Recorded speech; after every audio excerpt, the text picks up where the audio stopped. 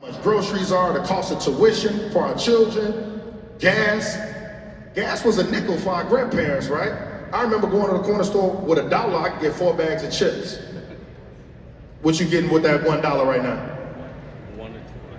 You getting the old school quarter bag of chips, that's about 80 cents, and now it costs 10 cents to get the bag, right? But I just want y'all to understand, this is actual inflation breakdown in June, right? Juices and drinks cost 20% more than they did a year ago, right? On average, here's why I say this is so important, and I tell my cousins, bro, by not investing, you're losing your money to something called inflation. On an average year in a good year, inflation is 3%. That's what the government wants. They want the cost of inflation every year to be roughly 3%. So at a bare minimum, right, once again, talking about generational trauma to our uncle that's like, man, I don't believe in banks. I'm gonna just put my money under my mattress or in the shoebox. That uncle, guess what? That $1,000, or better yet, keep it real easy. That $100 that you had a year ago is worth only $97. 2 years ago, y'all remember inflation was 9%?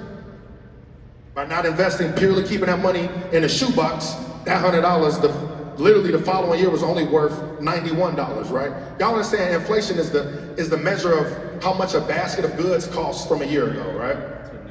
So you think about what a basket of goods costs 10 years ago versus today, you could actually have a buggy. Now we got that little thing that you just carry. You can't put nothing in there no more, right? And that's what inflation is, right? And so understanding at a bare minimum, we have to put our money somewhere that's going to at least outpace inflation. Once again, the average rate of inflation is 3%. So you say to yourself, where's your money at now? Savings account, checking account, right? Well, the reality is the average savings rate is roughly 0.5%. Checking account is about 0.1%. So at a bare minimum, understand this, your money's losing value by purely just being in the bank. Bank ain't doing nothing but taking your money and loaning it out to somebody else. The bank said, good look, I appreciate that. Thanks for the free capital. I'm gonna go loan it out and make more money and give you pennies on the dollar that you gave me, right? And so that's why the very first account I told you at a bare minimum, right, that you want to have at a bare minimum you want to have your emergency fund is a high yield account, right? So I want y'all, when y'all leave here, right, because saying I got the smartest people in the world that work for me. I don't care what your views are.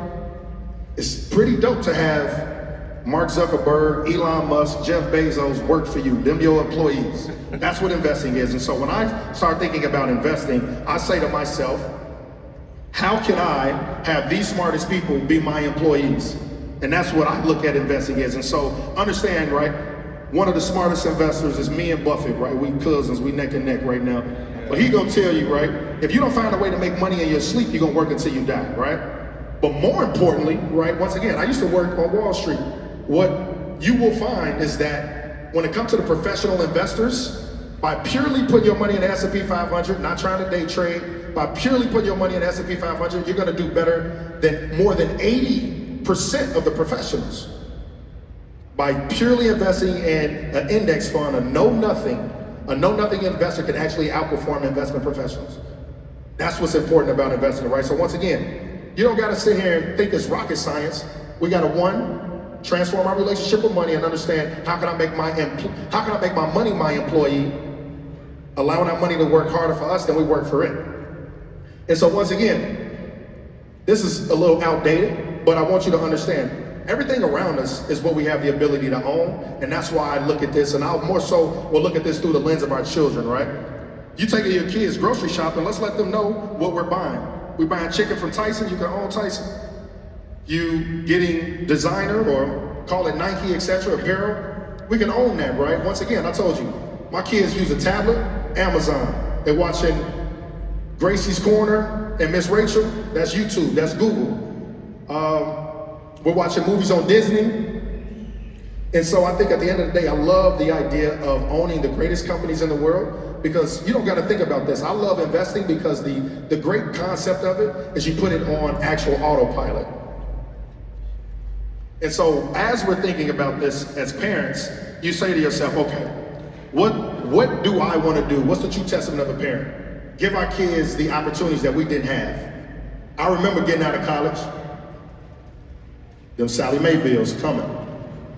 On my auntie, them Sally Mae bills was real. However, Now we ask ourselves, how do we give our kids that ability that they themselves have a different level of freedom? Because I can assure you, if Mark Zuckerberg's parents was living paycheck to paycheck, there'd be no Facebook.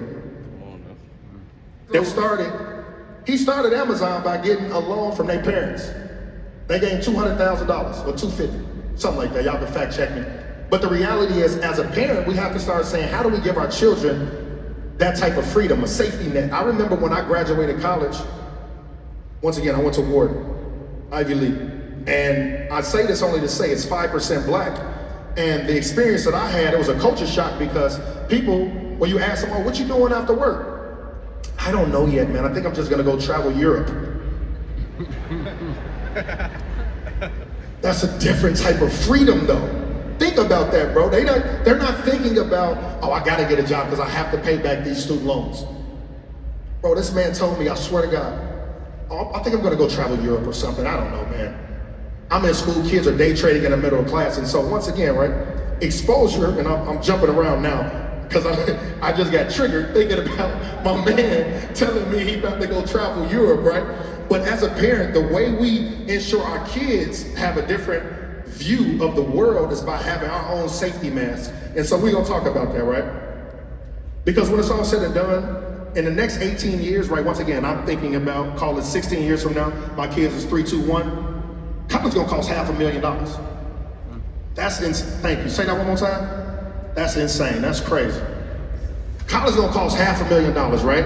And so when we start thinking about that, we have to say to ourselves, if the average person right now graduate with $37,000 in student loans, if you was just to say, okay, what will that be like in 18 years? That's roughly $70,000. Take into account inflation, taking into account the growth rate, etc., right? I'm gonna have to say how she said, that's crazy. And so we ask ourselves, how do we prepare right now to ensure our kids don't actually have that? Don't graduate with $70,000. How do we ensure our kids say, you know what? I think I'm gonna go travel Africa when I get up out of here, man, and figure life out. And the way we do that is a 529. We're gonna talk about different accounts. How many of y'all know what a 529 is? I love that. So 529 to the people that didn't raise their hand,